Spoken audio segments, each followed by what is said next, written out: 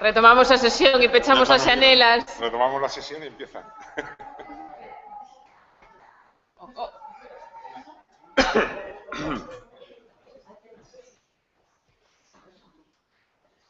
Hoxe temos a Valle Inclán neste andar e no andar de abaixo o novo alcalde do Concello de Santiago tomando pose, de aí que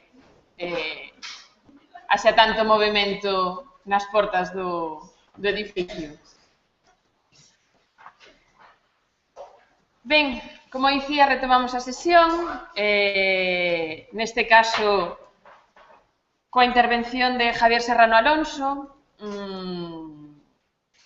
É para min novamente un placer ter a oportunidade de presentar a Javier ante vos. Como estamos prácticamente entre amigos e coñecidos, ben sabedes que Javier fai parte do grupo de investigación Valle Inclán e que neste grupo da Universidade de Santiago de Compostela o papel de Javier é para todos nós extremadamente fundamental, porque é quen nos fornece cos materiais necesarios para poder continuar coa nosa investigación, especialmente co seu estudo e rastrexo moi pormenorizado da prensa. De feito, grande parte dos materiais que estamos a utilizar proceden desas súas pesquisas e, en última instancia, é para nós un importante activo e, como gosto de dicer, é o grande documentalista da figura de Ramón del Valle Inclán. De feito, iso é bastante evidente se coñecedes as súas publicacións, entre as quais a actualización constante da bibliografía do escritor é un dos seus eixos.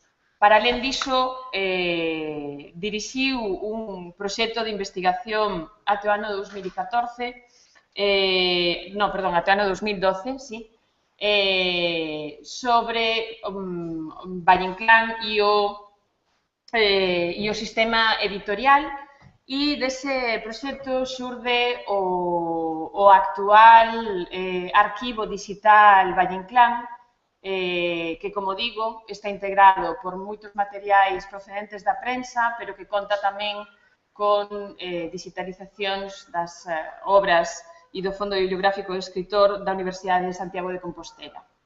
En calquera caso, hoxe está aquí para falarnos particularmente sobre o Valle Inclán difundido neses outros países de extrañas linguas que a todos nos resultan complexas de perceber e que eu sei el ten feito un enorme esforzo para extraer os datos e a información que hoxe nos vai ofrecer.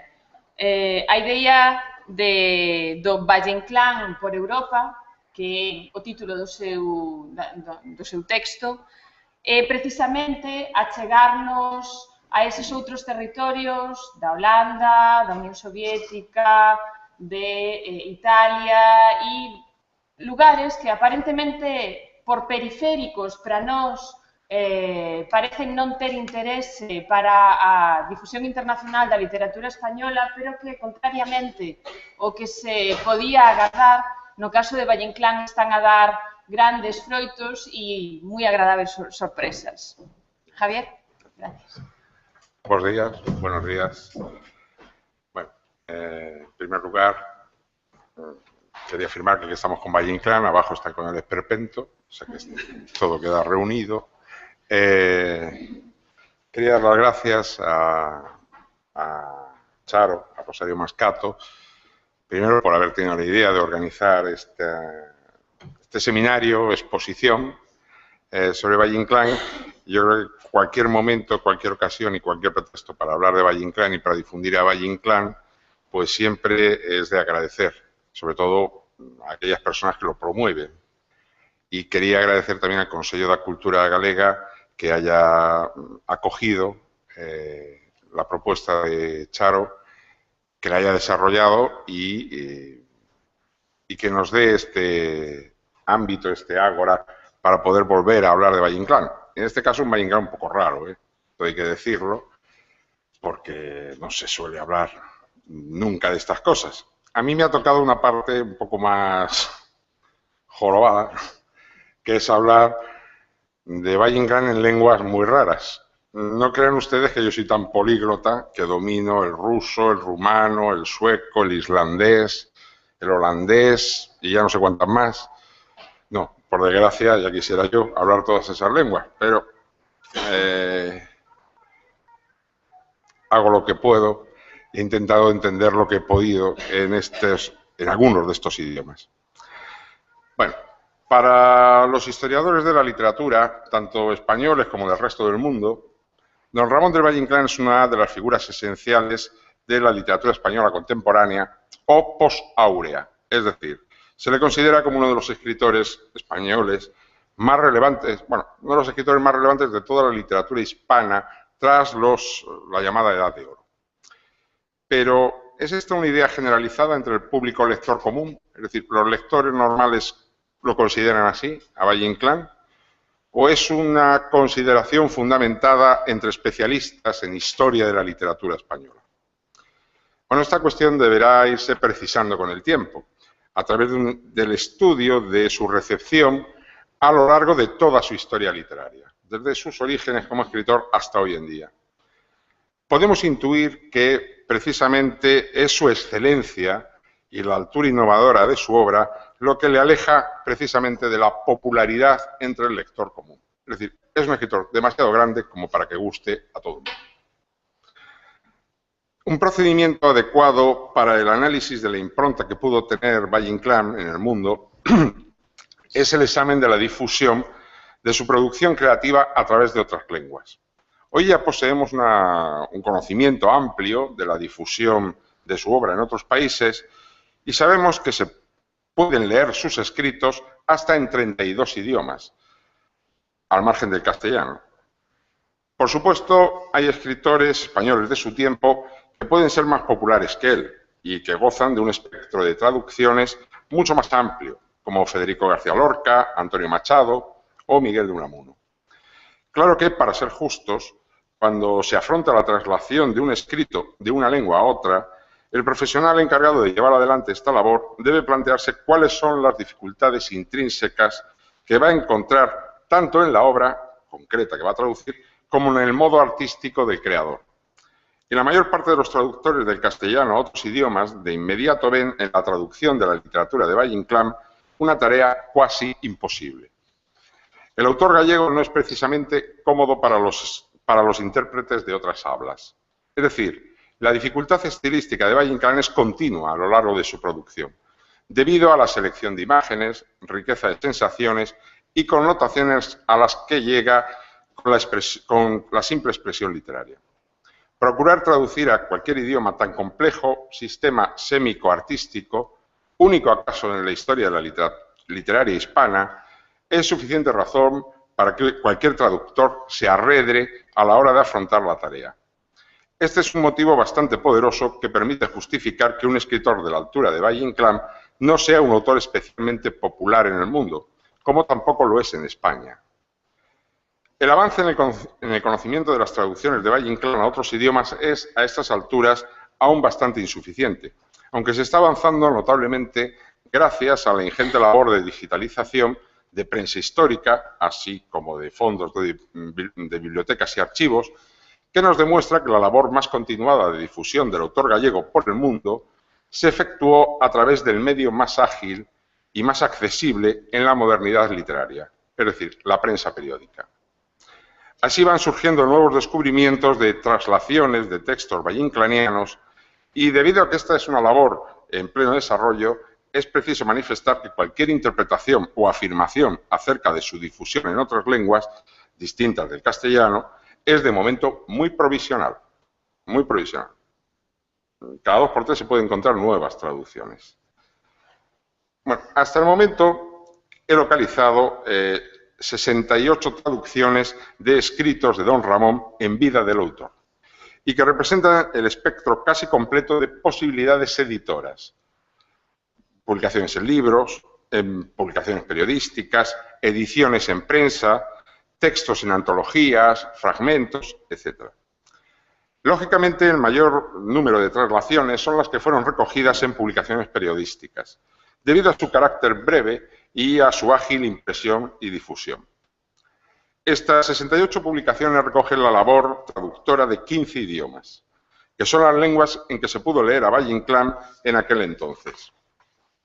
Por supuesto, hay casos de traslaciones que son anecdóticas, tanto por su escasez como por lo exótico de los idiomas. Sería este el caso, por ejemplo, de la versión islandesa de Malpocado. Pero lo cierto es que Valle Inclán está presente en todas las lenguas culturales y de gran tradición literaria, salvo en un caso sorprendente, y en todos los idiomas próximos a España, tanto geográfica como culturalmente. Fueron versionados textos suyos al francés, como nos acaba de explicar Margarita Santos, entonces la lengua de cultura por excelencia, al inglés, al italiano, al ruso y al portugués, que podríamos calificar como las hablas esenciales por proximidad y por relevancia cultural. La ausencia verdaderamente sorprendente es el alemán. De momento desconocemos que en vida del escritor apareciese ninguna traducción a este idioma. Solo podemos afirmar que en forma de libro no se editó ningún volumen, aunque resulta posible que alguna versión traducida pueda localizarse en la prensa periódica germana, pero todavía, ya digo, se desconoce absolutamente. Como es de suponer, el bloque que conforma las traducciones a las dos lenguas culturales por excelencia, francés e inglés, suponen el bloque esencial de la actividad editora de don Ramón en el extranjero. Entre ambos idiomas reúnen casi el 50% del conjunto de las traslaciones. Además de estas dos lenguas claramente dominantes en la época, hay un amplio abanico de idiomas que en ocasiones muy esporádicamente o episódicamente ofrecieron escritos de Valle Inclán. En este panorama solo destacan dos hablas del este europeo por el número y por el tipo de traslaciones. Por su carácter germinal se debe destacar el checo. El documento más antiguo que poseemos sobre las relaciones de Valle Inclán con uno de sus traductores es la carta que le dirigió a Antonin Picard el 3 de mayo de 1907, donde le autoriza, y considera además como un gran honor, que le vierta a su lengua los textos que este juez de Praga, esa era la profesión de Antonin Picard, estimasen más interesantes. El resultado de esta gestión fue la aparición, un año después, de la segunda traducción conocida de una obra valleinclaniana, pero la primera de las editadas en Europa, es decir, la primera traducción editada de un texto de Valle en Europa, Don Juan Manuel. Don Juan Manuel, que es el título con el que se publicó en 1908 el cuento Rosarito, mucho más conocido. Aparecido en la prensa, en la revista praguense Cueti, en 1908. La labor de Picard con los textos de don Ramón no pudo ir más lejos debido al sorpresivo fallecimiento del traductor un año más tarde.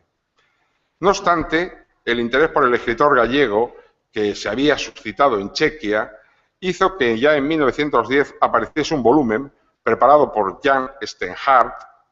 Para que vean cómo avanza la investigación, ayer mismo descubrí que esto es un seudónimo de un poeta húngaro, además llamado Ladislav no sé qué.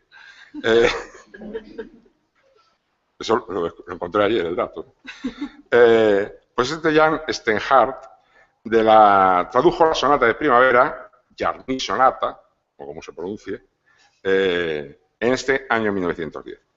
Y a partir de entonces, y en vida del autor, en checo pueden leerse dos libros, dos publicaciones periodísticas y un texto recogido en una colectánea. Otra lengua eslava, el ruso, también fue generosa con la producción de Valle. Solo conocemos 3 libros en esta lengua, pero nuestro desconocimiento de las publicaciones periodísticas, tanto del antiguo Imperio ruso como de la Unión Soviética, no nos permite asegurar que en dichos medios no apareciesen otras traducciones de obras suyas, algo que es más que posible. Es muy posible que en la prensa rusa haya textos, no sé cuántos, pero textos de Valle Inclán. Muy distinto es lo que sucede en otras lenguas.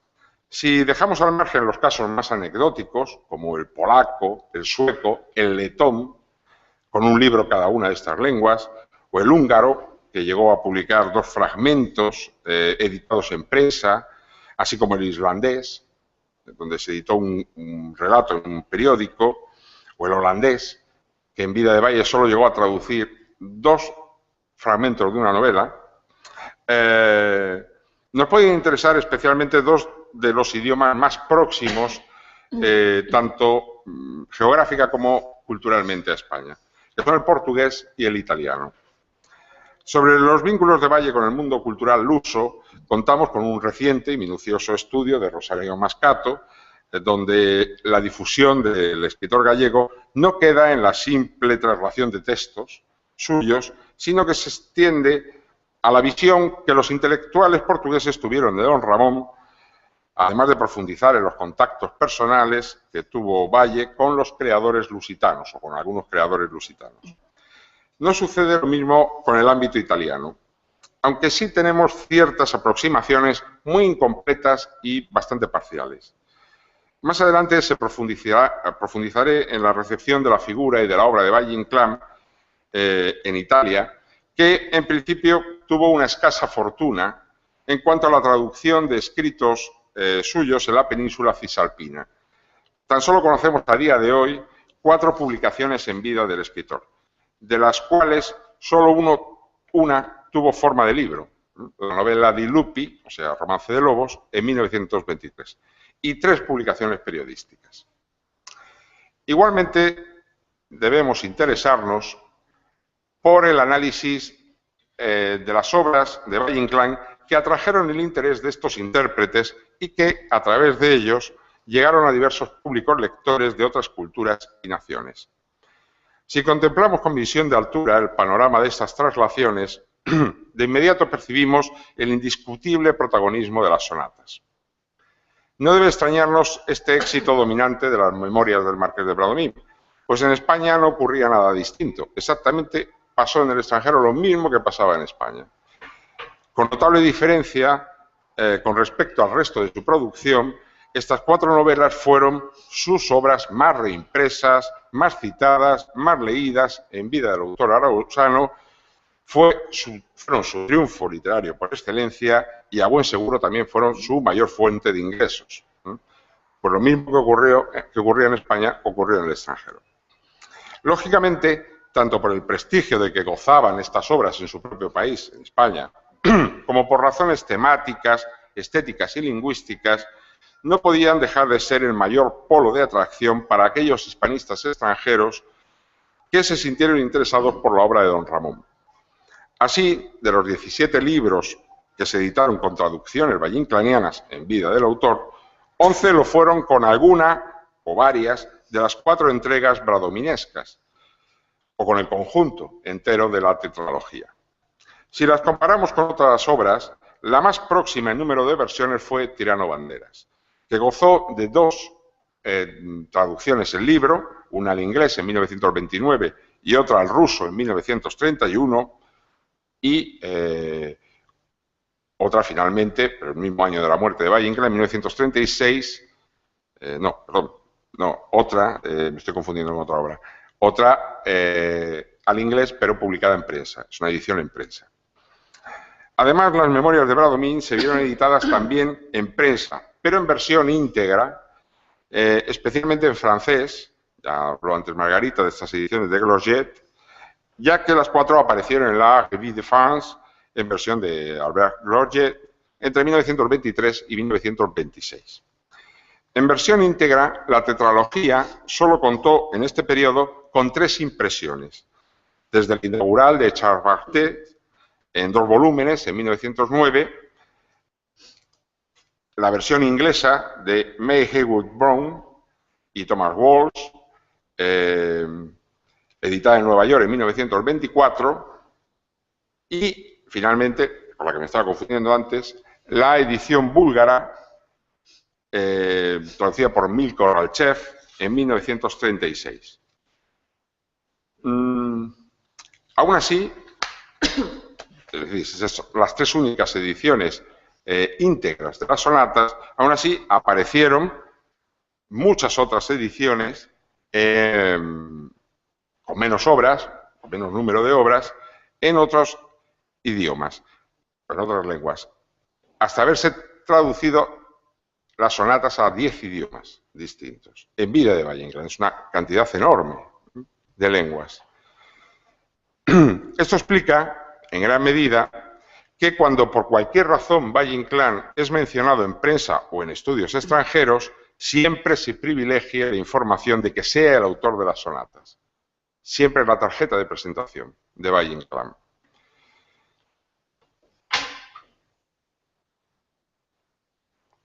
Bueno, aunque en conjunto no formen un...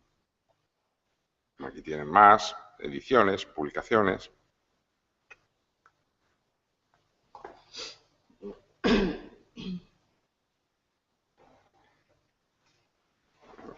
Hasta en letón se tradujo a Valle-Inclán.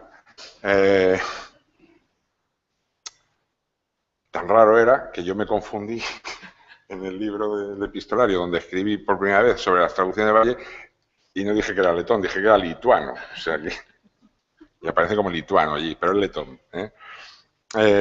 Bueno, digo que aunque no forman en su conjunto una obra, al margen de los volúmenes de Jardín umbrío, Femeninas o Corte de amor, títulos que por aquel entonces no se editaron en ninguna lengua, es decir, ninguno de estos libros de Valle-Inclán se tradujo a ninguna otra lengua, sí se puede decir que hay un importante conjunto de relatos.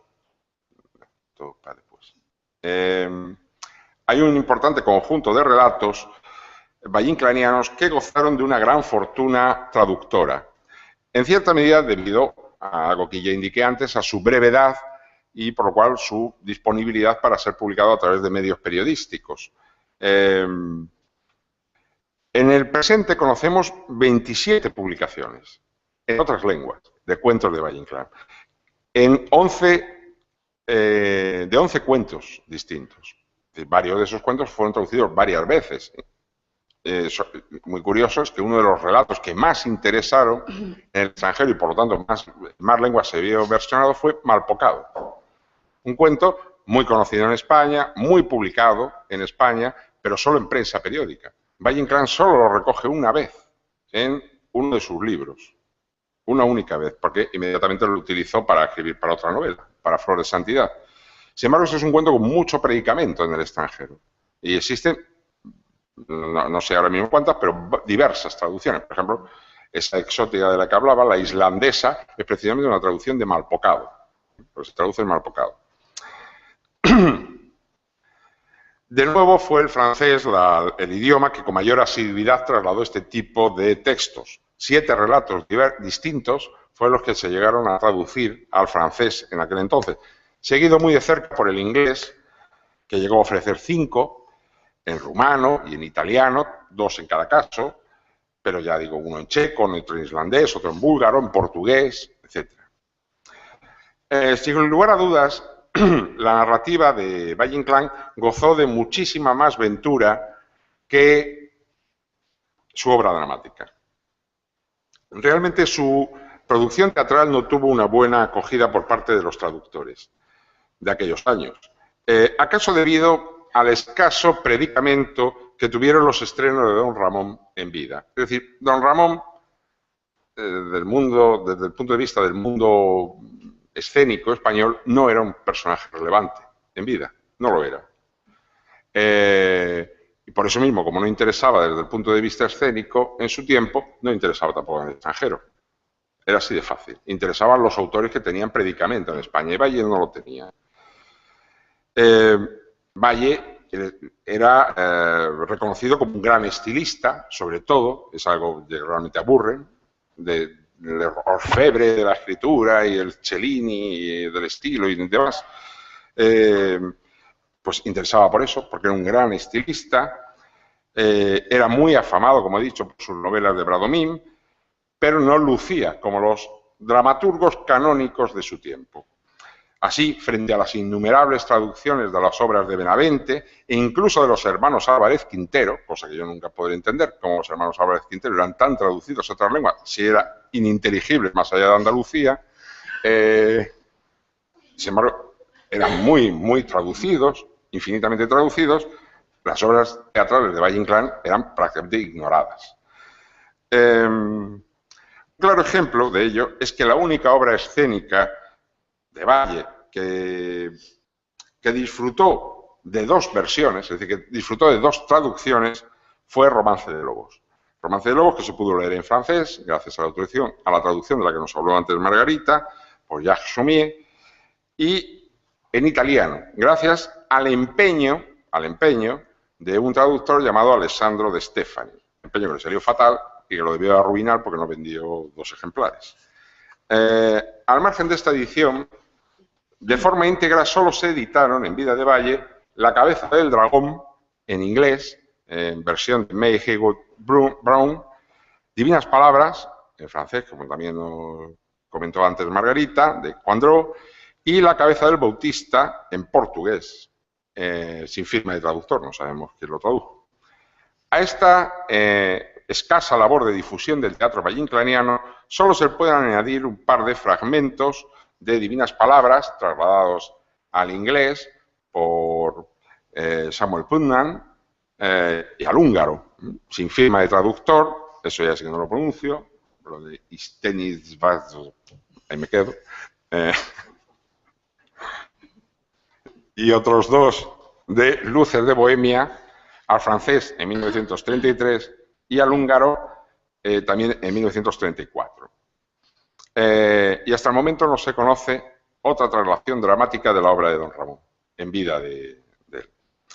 El resto de la obra narrativa de Valle siguió teniendo mayor éxito que los demás géneros practicados por el autor aragusano. Flor de Santidad se editó íntegramente en francés, en versión de Albert Roget, como nos comentaba antes Margarita, en 1922, y las 2 primeras estancias de la novela se tradujeron al holandés por un personaje interesantísimo que fue Johan Brouwer, entre 1934 y 1935. La parte final de la obra de Don Ramón se vio representada muy especialmente por la novela de 1926, Tirano Banderas, que disfrutó de fama y de alguna fortuna traductora cuando en 1929 Margarita Pavitt la versionaba en inglés. Poco después Glickman hacía lo mismo al ruso en 1931, con un estudio introductorio muy interesante, si algún día logro entenderlo entero, de Fedor Kellen. Aún se volvió a publicar, como decía antes, en traducción inglesa, pero sin firma de traductor, en 11 entregas en la revista Mexican Life entre 1934 y 1935. De la última obra de Valle, El Roid Ibérico, poco pudo leerse en otras lenguas por aquellas fechas, pero al menos algo sí se leyó, se tradujo. En concreto, La Rosa de Oro, de La Corte de los Milagros, fue trasladada al inglés por Warren Wells en 1932 y la novela, La Corte de los Milagros, fue traducida completa al ruso en 1936 por un traductor llamado Zagorsky. Bueno, cualquier estimación que podamos hacer a partir de estos resultados bibliográficos requeriría un cotejo con los datos de otros autores similares en el mismo periodo temporal. Y así podríamos valorar si fue importante la significación de Valle-Inclán en otras culturas. Sin embargo, no es una competición lo que nos planteamos. Si fuese una competición ya sabemos que Valle-Inclán está derrotado. Aparece Blasco Ibáñez y derrota a todo el que se ponga por medio. Entonces, no hay que hacer una competición. Ya sabemos que, como dice Hans Jureske, cito, Valle-Inclán es el que más se ve eclipsado, sin haber alcanzado nunca la notoriedad de Unamuno, Baroja o Azorín. Sin duda por representar un ideal artístico que, sin escasear en los países europeos antes de la Primera Gran Guerra, luego está en baja. El esteticismo formal y brillante de las sonatas o las divinas palabras no satisface. Valle-Inclán, fin de cita. Valle-Inclán no fue ni mucho menos ignorado, pero sí existió bastante menos interés por su obra que por la de otros notables escritores de la Edad de Plata. La atracción por el escritor gallego, paradójicamente, se inició a raíz de su fallecimiento. aunque en realidad no avanzó hasta la posguerra, que es cuando en verdad arrancó la auténtica actividad traductora de su obra, hasta el punto de que hoy podemos afirmar que vivimos una época incluso dorada para la difusión mundial de Valle-Inclán. Y no solo por las traslaciones que se hacen de su literatura, sino por el gran interés que despierta entre los hispanistas de todas las culturas. Es decir, en su tiempo rara vez se entendió la obra de Valle-Inclán fuera del ámbito lingüístico hispánico. Y en cierta medida casi toda la crítica que acerca de su figura y su obra se produjo en el mundo pecaba en general de asumir los mismos tópicos y reducir su creación a simple esteticismo, estilismo y brillantez formalista. Cuando se procuraba profundizar en sus contenidos, los tópicos eran aún mucho más crecidos, gozando siempre de un indiscutible protagonismo su natural gallego. Fuera de España, Galicia era vista como una tierra de ensueño, poco incardinada con el resto del país, mística, un tanto fantasmagórica y propicia a todas las pasiones, positivas y negativas. Y Valle-Inclán era no solo un producto de tal tierra, de una tierra así, sino que además era su mejor retratista. El análisis de la recepción de Valle-Inclán por las diversas naciones y culturas de Europa nos llevaría un tiempo del que no disponemos. Pero sí podemos apuntar algunas impresiones, aunque debemos dejar de lado la puntualización y el análisis exhaustivo. Ya indiqué que don Ramón no interesó en absoluto en territorio germánico.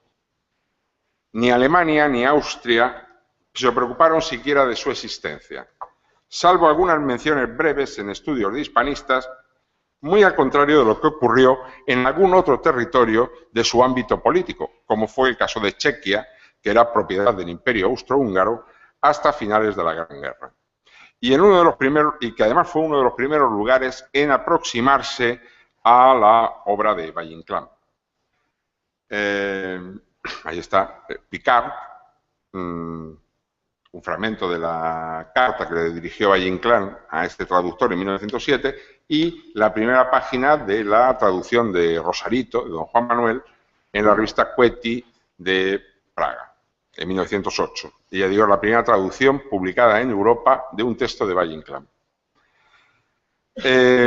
Bulgaria, aunque mucho más tardíamente, sí quiso aproximarse a este estrafalario hidalgo, lo cual permitió que, siendo comparado, cito a una hispanista búlgara llamada Kohoujarova, la cito, con otras figuras claves de la generación del 98, en el panorama del lector búlgaro ocupa un lugar intermedio. Es, sin duda, más conocido que Azorín y Pío Baroja, pero cede el primer puesto a Miguel de Unamuno y Antonio Machado. Unamuno, bueno, Blasco Ibáñez, en efecto, es la gran figura de la literatura española. Pero es como decir que Ruiz Zafón es la gran figura de la literatura española de hoy en día. Evidentemente, ningún escritor español está más traducido que Ruiz Zafón, ni más publicado en el mundo que Ruiz Zafón. Pero nadie le consideraría la máxima figura de la literatura española, digo yo. A lo mejor alguien sí. Pues algo similar ocurría entonces. Blasco Ibáñez es el gran bestseller. Es el que más se traduce, el que más vende, pero la gran figura intelectual española en el mundo es Miguel de Unamuno. Sin lugar a dudas. Es el más conocido, el más traducido, el más leído y el más respetado. Claro, a la altura de Unamuno no llega ni Valle, ni en Bulgaria, ni en ningún lado. No obstante, según esta misma investigadora búlgara, Valle-Inclán puede ser considerado, a nivel de recepción, un verdadero pionero en el conocimiento de su generación en el país balcánico. Es decir, es uno de los primeros autores en ser conocido y leído en Bulgaria. Las relaciones de Valle-Inclán con el ámbito rusófono requerirían un amplio análisis que excede mucho a las capacidades de este trabajo. En gran medida, interesa muchísimo, en gran medida, por la enorme atracción que sintió el escritor por Rusia, tanto en el ámbito cultural como político y literario. Y no menos tampoco por la impronta que llegó a tener la figura de don Ramón en la Unión Soviética, sobre todo a partir de los años 20, con reiteradas invitaciones a visitar el país. Valle-Inclán nunca fue invitado a ningún sitio del mundo tanto como Rusia. Rusia lo invitó continuamente a todo tipo de celebraciones. Valle-Inclán siempre quiso ir a Rusia, pero nunca pudo llevar adelante esta idea, la idea de poder visitar aquel país. Holanda mostró un interés traductor bastante tardío y realmente escaso.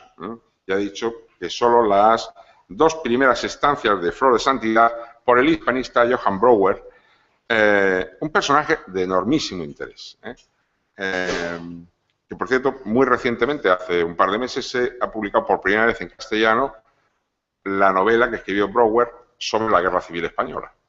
Es uno de los muchos escritores europeos que tiene novelas sobre la Guerra Civil. Pues hace un par de meses se publicó la suya. Fue un hombre que vivió la Guerra Civil en España entero.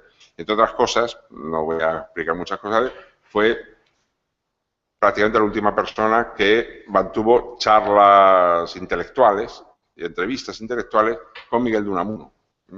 Cuando supo que Miguel de Unamuno fue confinado en su casa en Salamanca tras aquel famoso incidente del 12 de octubre de 1936, Brouwer se fue corriendo a Salamanca para estar con Unamuno.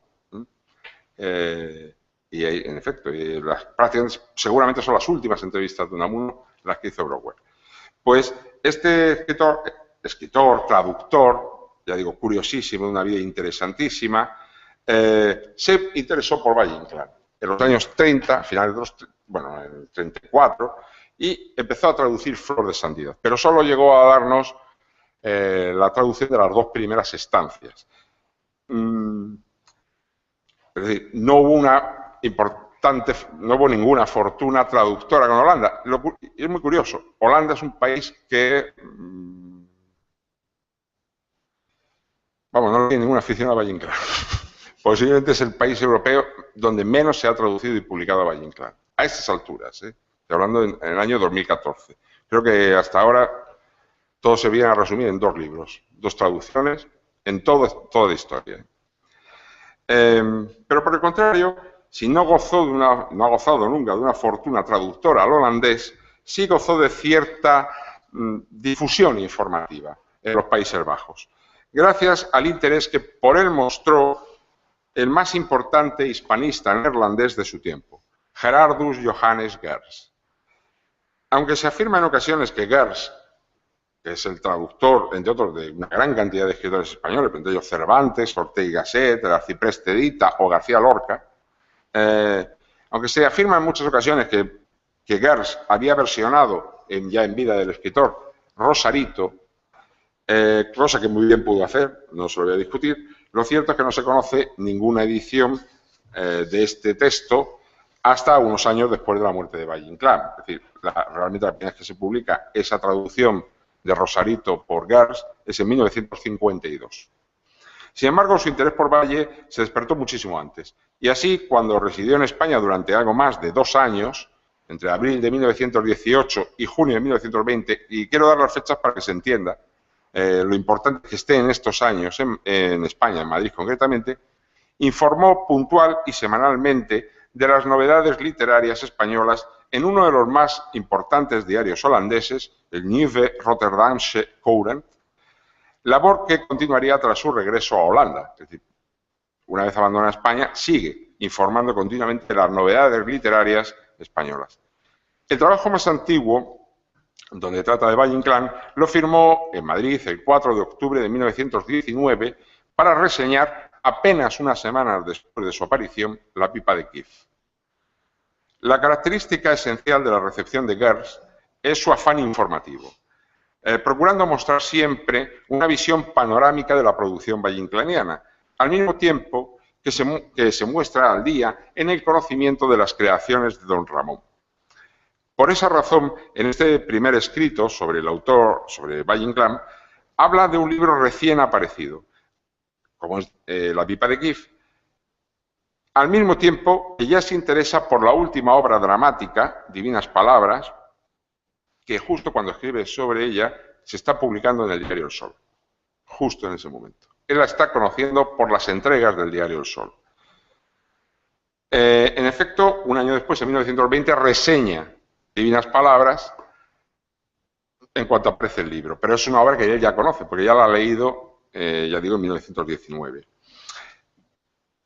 Pero cuando reseña la aparición del libro Divinas Palabras en 1920, está dando a la vez noticia de dos obras que justo en ese momento está publicando Valle Inclán, que son Luces de Bohemia y La Reina Castiza. Es más, La Reina Castiza solo había aparecido una entrega, y ya habla de La Reina Castiza a los holandeses.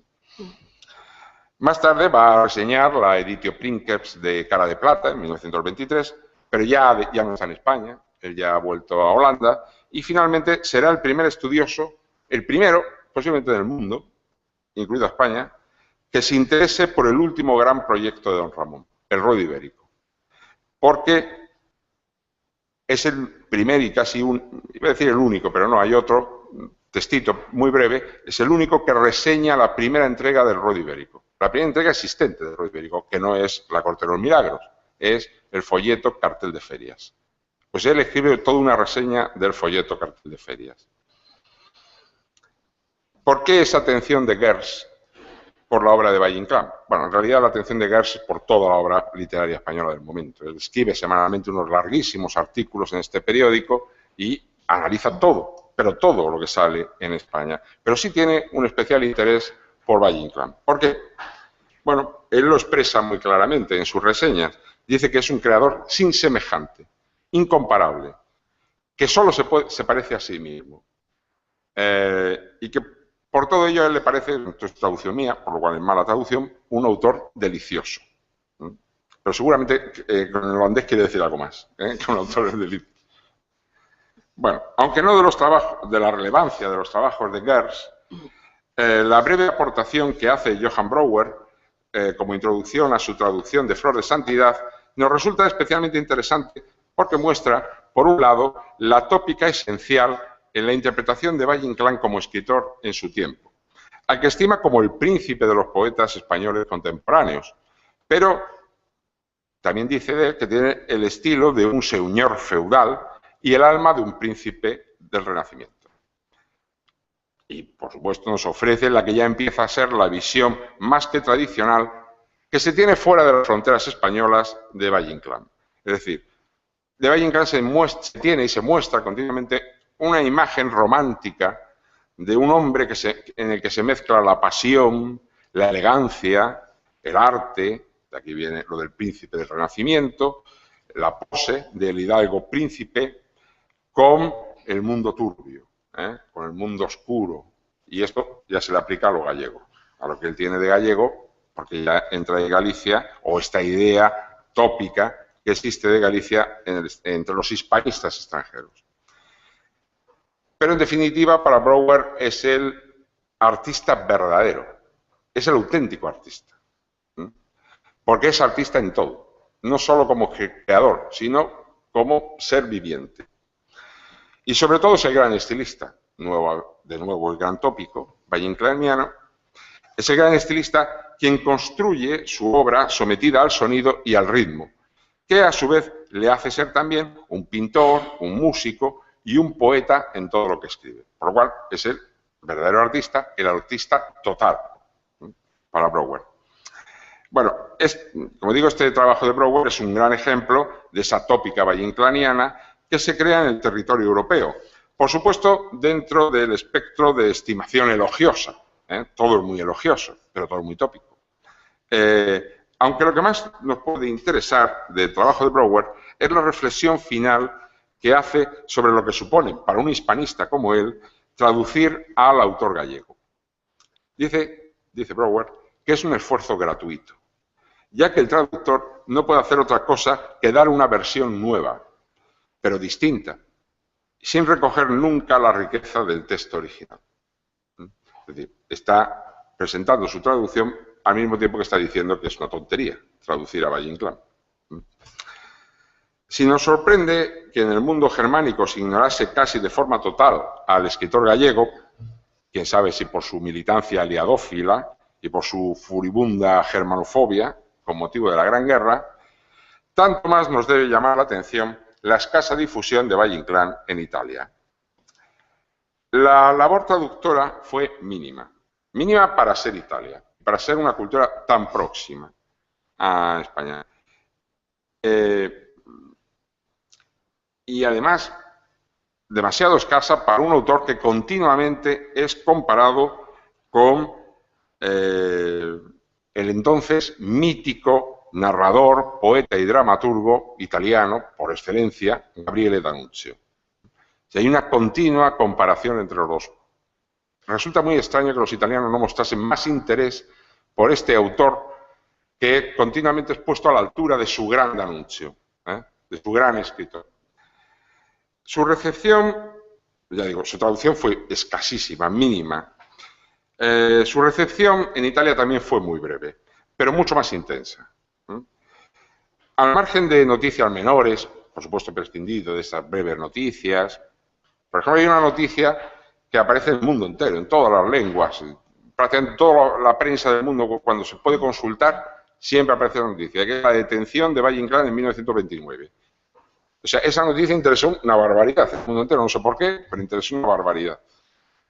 Pues, eliminando ese tipo de noticias, si vamos realmente a lo que es recepción de la obra de Valle Inclán, ya digo, podemos hablar tan solo de 6 trabajos de recepción de cierta envergadura en Italia en vida de Valle Inclán.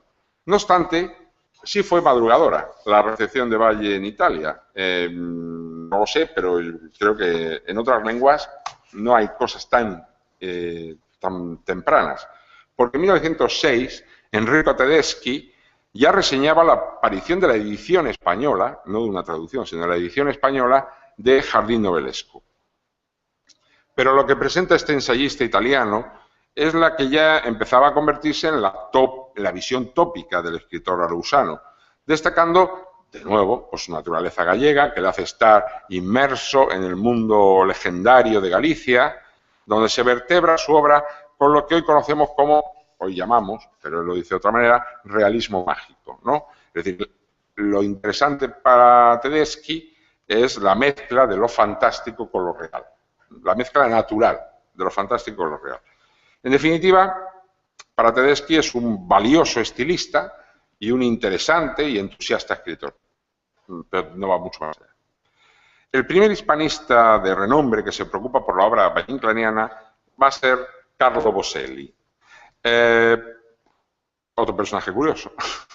Perteneciendo al mundo empresarial, realmente es un empresario es el representante de la Pirelli en España, el ejecutivo máximo de la Pirelli en España, pues está en España, se interesa tanto por el español y por la literatura española que abandona su carrera empresarial totalmente y se dedica a la traducción, a la enseñanza del español para siempre. Hasta tal punto que llegó a ser considerado en la propia Italia como un inevitable, que siempre que aparecía algo que tuviese que ver con España, con la literatura española, ahí estaba Boselli, ¿no? O sea, sin la palabra de Boselli nada iba a misa. Tuvo una primera aproximación a don Ramón en 1922 cuando da cuenta de la publicación de Farsa y Licencia de la Reina Castiza, centrándose tan solo en la descripción de la obra, para llegar a un más amplio estudio 2 años después en la misma revista. Que es Il Libri del Giorno, de Milán. En este caso se ocupa de las recientes publicaciones de la ópera Omnia, de las cuales destaca muy especialmente el cuidado material en la edición. Lo más importante para él de la ópera Omnia es este cuidado extremo de la edición, que él pone en paralelo con el mismo cuidado con el que D'Annunzio preparó una edición también de sus obras. Es decir, las pone en paralelo. No las obras de Valle Inclán y D'Annunzio, sino el cuidado en la edición. Informado de la actualidad del escritor español, anuncia, estamos en 1922, anuncia que en ese momento don Ramón se encuentra en Galicia, ¿haciendo qué? Restruevente el Saladru, escribiendo Tirano Banderas, en 1922. El elogio de la excepcionalidad literaria de Valle es continuo. Y como en general en la recepción del autor gallego, siempre se destaca, por encima de todo, su infinita capacidad para el estilo. ¿Acaso su mérito excelso que a veces se queda en mérito único. Menciona prácticamente toda la obra valleinclaniana, producida hasta ese momento. Pero si hay una creación que le llama la atención por excelencia y a la que dedica la mayor parte de su trabajo, es al conjunto de las comedias bárbaras. Se inclina por la consideración genérica de estas obras como novelas, ya que estima que su carácter dramático solo es aparente y que tiene un estilo delicioso para la lectura, aunque no por ello deja de tener posibilidades escénicas. Cito, traducción mía, más adecuada a la lectura que a la representación, no obstante puede ser interpretada en un teatro libre, de tendencias renovadoras.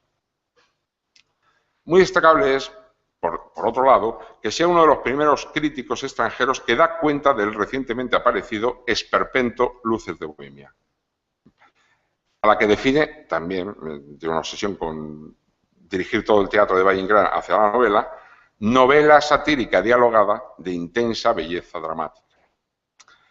Entre estos dos artículos de Boselli, de 1922 y 1924, apareció la primera traducción al italiano de un texto valleinclanesco, Romance de Lobos, que aparece como la novela di Lupi, por Alessandro de Stefani. Acompaña al texto de don Ramón una breve nota de Stefani, introductoria, que ya aclara en ese momento que, cito, este gran escritor es aún desconocido en Italia, pero acaso por ello es por lo que es grande. Yo la reflexión de Stefani no la entiendo, no sé por qué es grande, porque se ha desconocido en Italia, pero bueno, es lo que él dice. En 1927, Edoardo Persico, arquitecto napolitano, nos ofrecerá un retrato de Valle Inclán y una sorprendente traducción.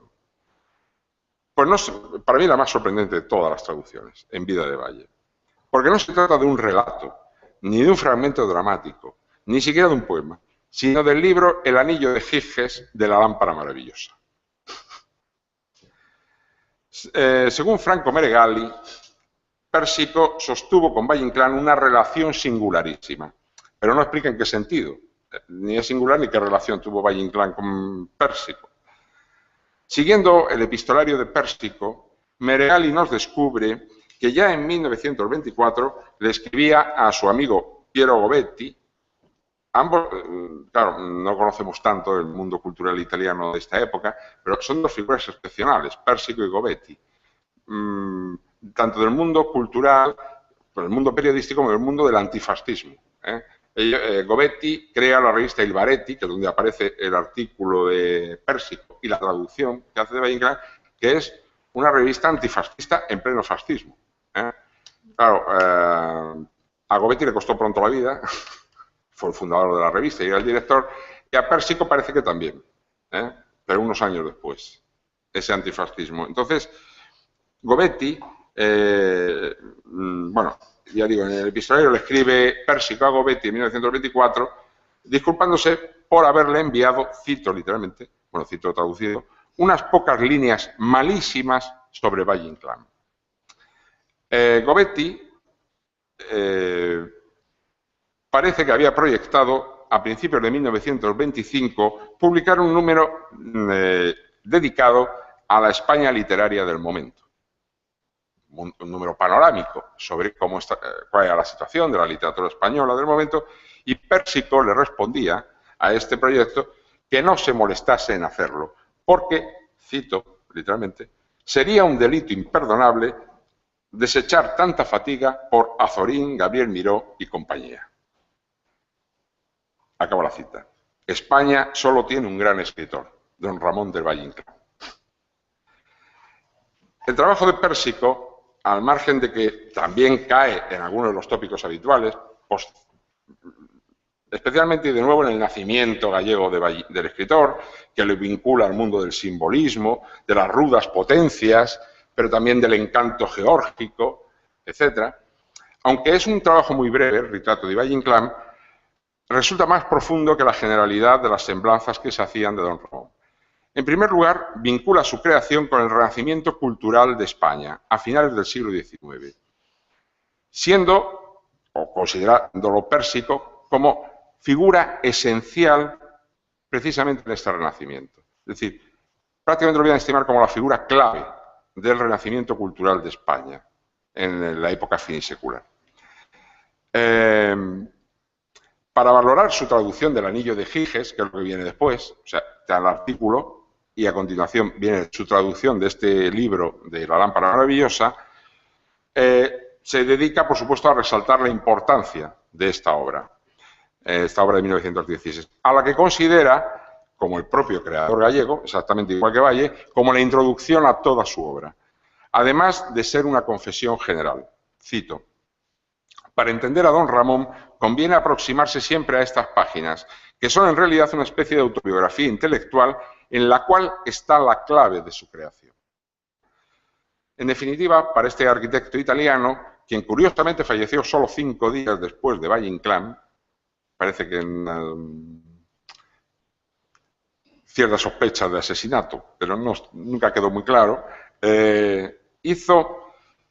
Valle Inclán hizo un arte adecuado para representar una época menguada, que le permite dibujar unos valores conceptuales que son propiamente humanos. Y esto es lo que más valora Pérsico de la obra de Valle Inclán, de lo humano que es su obra.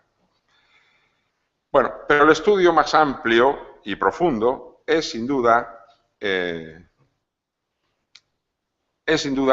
que publicó Piero Pilepitz en 1930 en la revista Columbo de Roma. No solo por su extensión, pues es un trabajo más largo, muy amplio, sino por su profundización en toda la obra de Valle.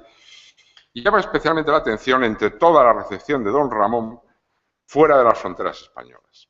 Es uno de los trabajos más curiosos que existen sobre Valle en cualquier país del mundo. Para él, para Pilepitz, Valle Inclán era una auténtica excepción en el mundo de las letras universales.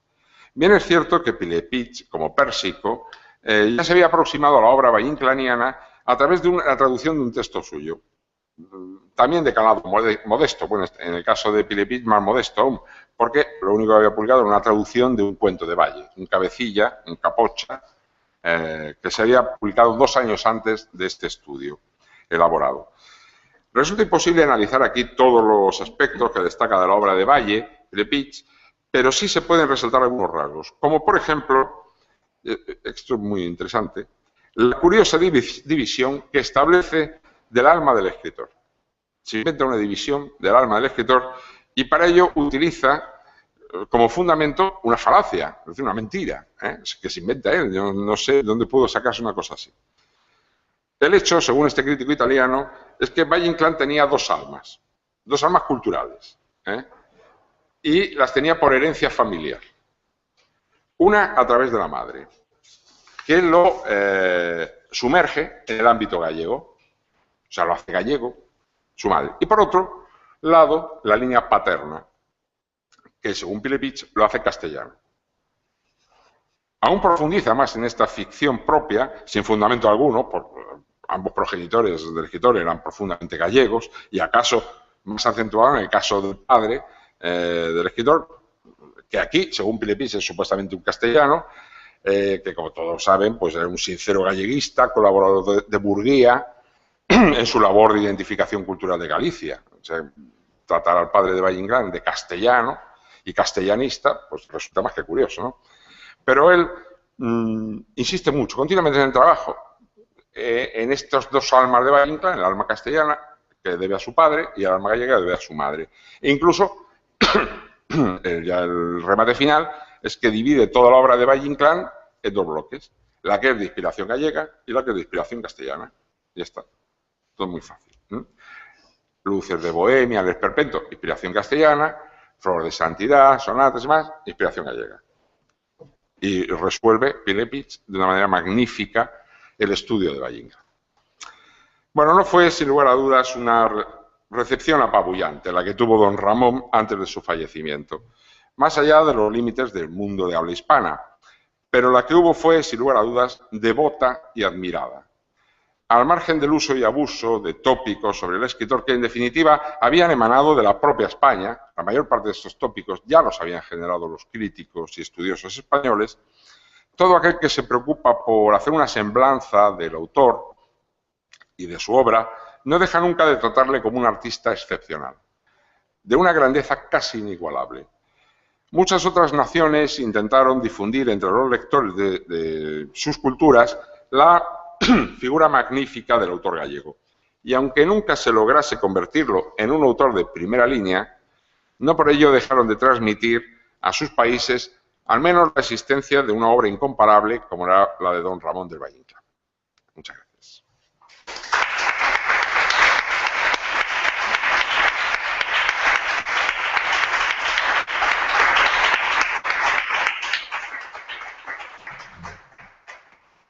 Bueno, muchísimas gracias, moi agradecida, Javier, pola túa intervención, que estou certa de que terá levantado grande curiosidade no público asistente, sobre todo porque tradicionalmente temos unha imaxe construída de Valle Inclán e nesa imaxe, sen lugar a dúbidas, Valle Inclán é un dramaturgo, cando, curiosamente, parece ser que para o ámbito internacional do seu tempo era calquera cousa menos iso.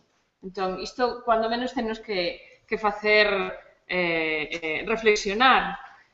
Por outra parte, como dicía, os dados de documentalista excepcional que nos dá Javier non fan senón profundizar nese carácter quizáis anecdótico, pero curioso e sobre todo, interesante das moitas obras traducidas, das moitas linguas e da especial relevancia que ten, sobre todo, a prensa periódica como elemento central para entender a difusión xa non só da literatura no ámbito internacional, sino a propia construción do discurso literario e das figuras dos autores no seu propio lugar de orixe, non?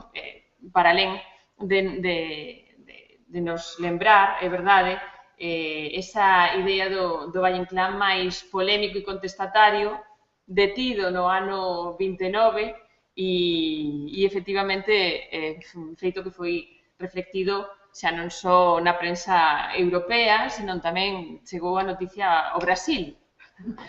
Digo por colocar agora un lugar distante, ou cuando menos que parece distante desde esta chuviosa Compostela. En fin, preguntas, curiosidades. Amparo, por favor. Yo también quería agradecer a Javier que haya hecho este estudio panorámico sobre las traducciones. Gracias. Porque hacía falta tener una visión global, ¿no?, del tema. Y al hilo de su intervención, bueno, se me han suscitado dos preguntas o dos cuestiones, pues la verdad un poco menores, ¿no?, o detalles, ¿no? En relación con el éxito que tienen algunos relatos breves o textos breves, cuentos fundamentalmente como Malpocado, yo me pregunto hasta qué punto tiene importancia en esta recepción. No me refiero solo a las traducciones, sino a las innumerables ediciones que hay también de las obras originales en España, sobre todo ediciones piratas, ¿no? El papel que tiene Los lunes del Imparcial, ¿no?, como fuente de lectura de autores que luego recogen estos textos y los publican sin permiso del autor en Hispanoamérica o los traducen, ¿no? Creo que muchos van a buscar a la prensa española que sí recibían, ¿no?, esos textos, y quizás ahí, con independencia de los valores literarios que indudablemente tiene Malpocado, que los tiene, ¿no?, y también, por supuesto, ese final tan sensible, ¿no?, seguramente gustaba mucho a los lectores. Igual, a lo mejor es la fuente donde van a buscar, ¿no?, los piratas, ¿no?, y los traductores. A lo mejor Los lunes del Imparcial está ahí como referencia, ¿no? Y también me pregunto, que sería la segunda cuestión, en relación con este catálogo tan curioso, ¿no?, de traductores tan, no sé, son figuras así como con gran personalidad, ¿no?, extraordinarios en cierta medida.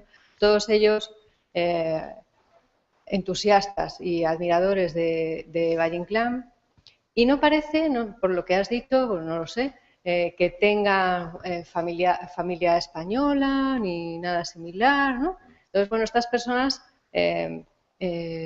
tuvieron que acercarse al español como lengua, ¿no? Tuvieron que aprender la lengua española. Bueno, algunos vinieron aquí, ya lo sabemos, pero ¿hasta qué punto, ¿no? Los libros de texto para aprender español, que recogían textos breves, fundamentalmente de tipo relato, ¿no? Pueden haber sido el camino, ¿no? o la forma de llegar hacia los cuentos y algunos textos que aparecen traducidos en esas lenguas. Yo qué sé, no lo sé. Bueno, en cuanto al primer caso, por supuesto, la hoja de los lunes del Imparcial era como la Biblia de la literatura contemporánea en España, incluso para Hispanoamérica. Yo no sé tanto para otros países. No nos sirve de justificación para el caso de Malpocado, porque es que Malpocado no se publicó en los lunes. Hay otros que de repente los encuentras que solo aparecieron una vez con un título concreto, sí. Un montón de libros piratas por ese título. Sí, sí, bueno, pero eso es más habitual en España. La prensa española o la prensa de provincias, que lo que hacía era tirar de tijera. Y Hispanoamérica, claro, bueno, Hispanoamérica allí sí que eran los piratas máximos del reino. Pero, por supuesto, la influencia de los lunes del Imparcial es enorme.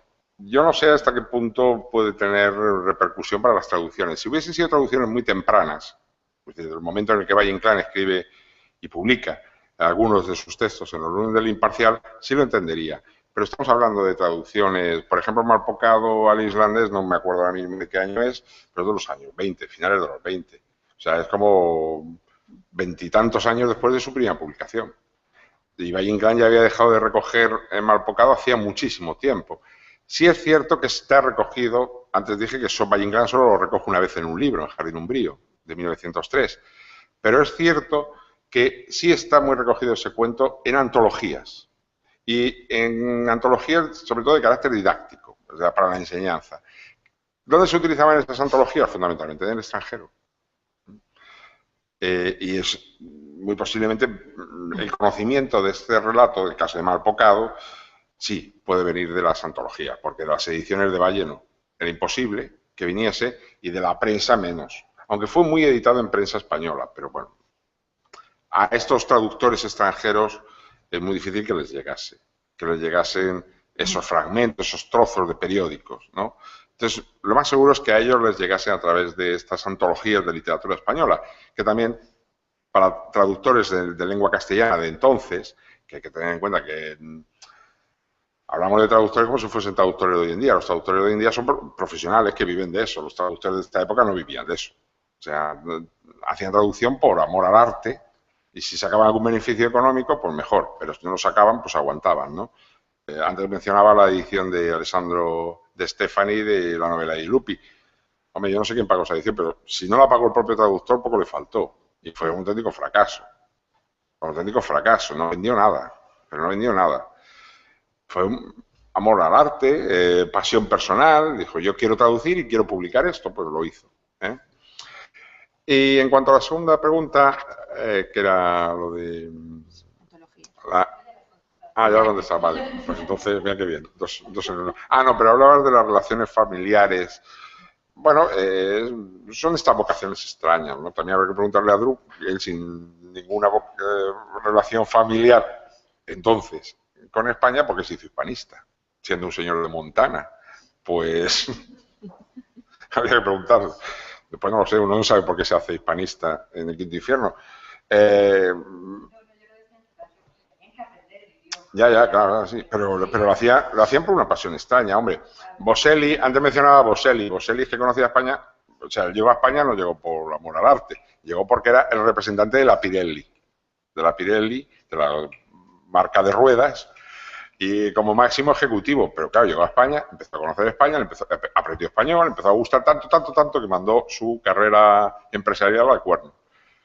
Brouwer, que hablaba antes, este holandés tan interesante. Bueno, Brouwer, pues ni idea. O sea, ¿por qué le digo? Lo que sí te puedo decir es que estando en la cárcel por haber asesinado a una anciana, en la cárcel, este señor pues se puso a estudiar español, se puso a estudiar la mística española y salió de la cárcel con una tesis doctoral sobre la mística española. Pero salió de la cárcel con la tesis hecha. Fue salir de la cárcel, leerla y hacerse doctor. ¿Por qué? España, la mística en una cárcel, pues en una cárcel holandesa, pues a lo mejor te da por Santa Teresa, como te podía haber dado por... No, pero estos son casos vocacionales, son gente absolutamente vocacional, ¿no? Ese detalle también que mencionaba de Brouwer, ¿no? Que se entera que confinan a Unamuno y el tío se viene volando desde Holanda, se cruza media Castilla en plena guerra, jugándose la vida para llegar a Salamanca a ver a Unamuno y a estar con él. Que me lo van a encerrar, que me lo van a matar. Claro, debía pensar que se lo fusilaban un día de estos, ¿no? Dijo, mañana me lo fusilan y no llego a charlar con él. Y él se vino corriendo, ¿no? Luego tiene una larguísima vida en la guerra civil, ¿no? Brouwer en España, etcétera, etcétera. Incluso, ya termino de dar datos sobre Brouwer. Brouwer fue fusilado por los nazis en el 41, 42, en el 42, porque fue el quien lideró el grupo de terroristas, de resistentes holandeses, que eran sus alumnos, hizo a sus alumnos resistentes holandeses, que volaron la sede de la Gestapo en Ámsterdam, que fue el mayor éxito de toda la resistencia europea a los nazis. Pues eso, que lo dirigió fue Brouwer. O sea, decía que era un personaje interesantísimo, un personaje muy interesante.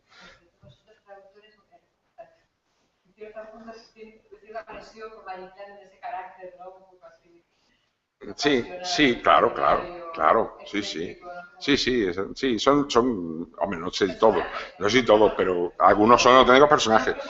Pero yo creo que en esta época es una cuestión, el ser hispanista es una cuestión de auténtica pasión. O sea, no es una profesión, es una pasión. O sea, yo no considero un hispanista de esta época que lo haga por profesión, porque primero no iban a ganar un duro, no hay casi cátedras de español en ningún lado. Ademais, si se me permite, o ámbito da traducción funcionaba como unha ferramenta e un proceso de intercambio intersistémico, de maneira que si un escritor, un xornalista, un intelectual de outro país chega aquí e está en contacto pois, con determinados autores, facía parte das dinámicas sociais dese campo literario que se transmitise mediante traducción as obras deses, sobre todo, daqueles asientos cos que tiña máis contacto e viceversa, porque sempre se esperaba unha especie de troca. Hai un caso moi evidente que é o que acontece entre o teatro portugués e o teatro español dos anos 20. Os portugueses que chegan a Madrid queren que o seu teatro sexa traducido ao español para ser representado, ¿no? De aí a importancia de ser representado, en canto os españois que van a Portugal non necesitan ser traducidos porque en Lisboa representábase en español. Entón, estas dinámicas internas de como funcionaban os distintos campos literarios tamén explica que sexa necesario traducir para uns idiomas e non para outros, ou o maior ou menor éxito de determinados tipos de obras, non? O Valle Inclán dramaturgo, o Valle Inclán narrador. Pero a traducción non era un mecanismo únicamente de difusión dunha obra, senón que era un intercambio social no ámbito do campo literario, tamén. Estoy de acuerdo con que las traducciones es muy difícil vivir, pero yo... No se escoita por streaming. Vale.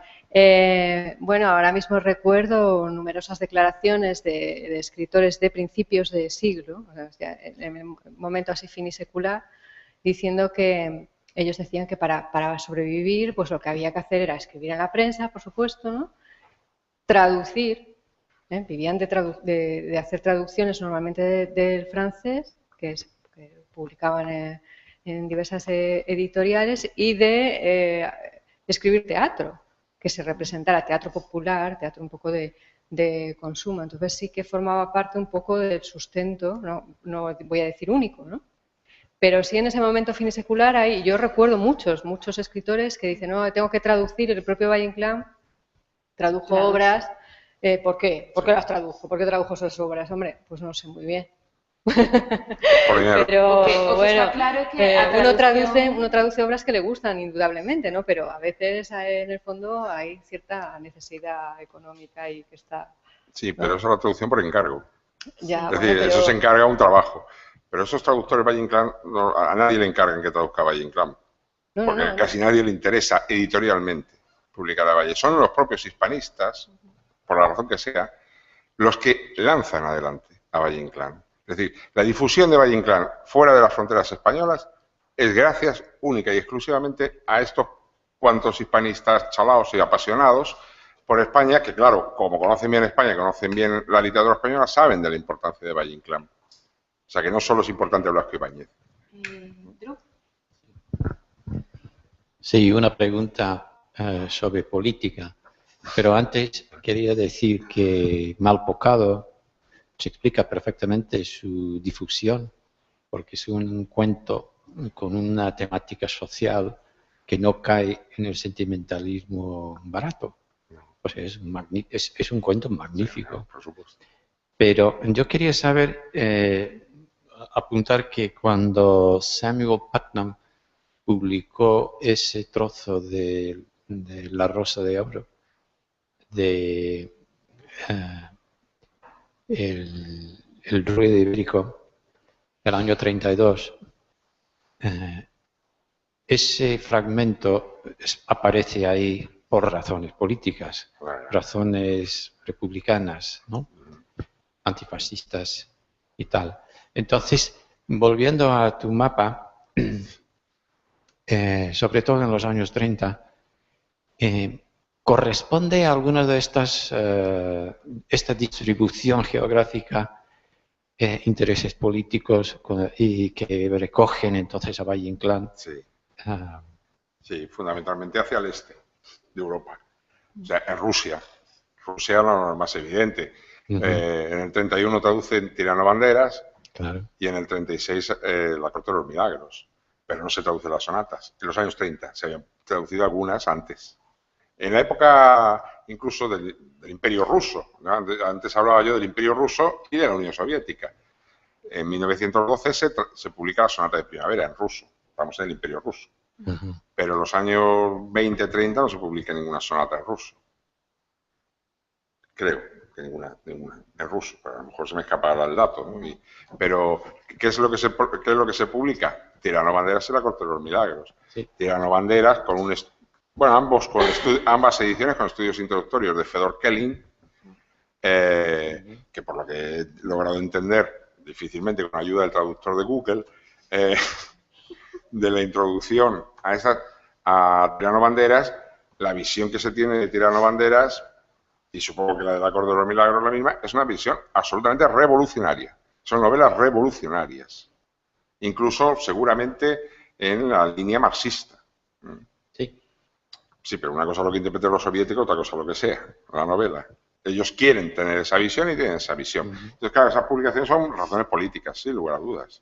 Son razones políticas, porque en los mismos años, pues en Bulgaria, que todavía no es del ámbito marxista, que se publiquen las memorias completas del Marqués de Bradomín completas, del año 36, ¿no? Que es el mismo año que se publica La Corte de los Milagros, en ruso. Entonces sí, hay algunos casos, pero tampoco creo que muchos. Donde más notablemente es importante la política, como es en Rusia, en la Unión Soviética de entonces.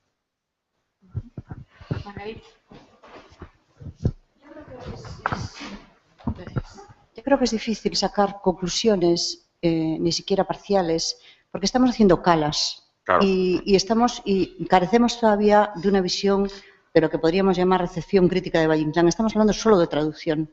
Y la traducción nos da una aproximación al concepto de recepción que es bastante más, es más amplio, ¿no? Y más prismático. Entonces, yo creo que esto nos permite ir aproximándonos a una realidad más compleja, muy amplia, de la que estamos haciendo como las primeras aproximaciones en un intento de sistematizar. Ese mapa que acaba de hacer Javier, que a mí me parece muy atractivo y con muchas posibilidades interpretativas, es difícil sacar conclusiones concretas, entiendo yo, si no se tiene en cuenta un panorama de una mayor complejidad, que es el campo literario de cada lugar, las relaciones que establecen entre los traductores, los orígenes de los traductores, la recepción, es decir, lo que se escribe sobre Valle, en qué términos y cuándo, en qué planos cronológicos. Es decir, estamos hablando de algo que es solamente la punta, de la parte más importante, posiblemente, pero no deja de ser una de las manifestaciones que obliga, entiendo yo, a un trabajo ahora de sistematización, de indagación más profundo, de ver todos esos contextos. Antes hablabas de los traductores. Claro, sabemos poco de los traductores, quiénes son y qué hacen y por qué. Entonces, todo eso son aspectos que yo creo que integran la recepción crítica de un escritor y que nosotros tenemos ahí una aproximación, entiendo yo, todavía parcial, ¿no? Entonces, las conclusiones tienen que ser también muy provisionales, me parece. Por eso he dicho antes, en un momento, he dicho que todo lo que dijese era, cualquier apreciación que se hiciese ahora es muy provisional, porque estamos en pleno proceso de descubrir esto, ¿eh? De ahí, todo esto de la difusión de Valle Inclán en el extranjero, las traducciones, es un proceso que acabamos de iniciar, la investigación, realmente. Acabamos de iniciar. ¿Por qué la hemos iniciado ahora? Porque los nuevos medios que se están desarrollando a lo largo del mundo, las hemerotecas digitales, las bibliotecas digitales, archivos digitales, no están permitiendo. Antes era imposible. No se va a poner a recorrer toda Europa buscando a ver si en algún periódico de Islandia se publicó un cuento de Valle Inclán. Eso no se podía hacer antes. El conocimiento que se tenía de traducciones de Valle era mínimo. Era mínimo y siempre era por referencias secundarias. Bueno, pues esto irá avanzando seguramente muchísimo. Muchísimo. Yo ahora digo, existen esas traducciones. Existen las traducciones que conozcamos a día de hoy. Pero mañana a lo mejor conocemos 3 más, o 14. Y el año que viene, 20 más. O sea, todo esto es muy provisional. Muy, muy provisional. Es una investigación muy en inicio. Igual que la recepción. Pues igual que descubrimos traducciones, también descubrimos estudios nuevos. Trabajos sobre Valle que se publicaron de los que no sabíamos absolutamente nada hasta hoy en día. Sí. Como xa acumulamos, importalle se deixamos as preguntas para a sesión de debate da tarde, para o coloquio final, anotade as cuestións que queden pendentes, porque a verdade é que acumulamos un poquinho de retraso e sospeito que todos xa necesitamos un descanso para comer e vémonos, por tanto, de regreso ás 5 da tarde. Moitas gracias.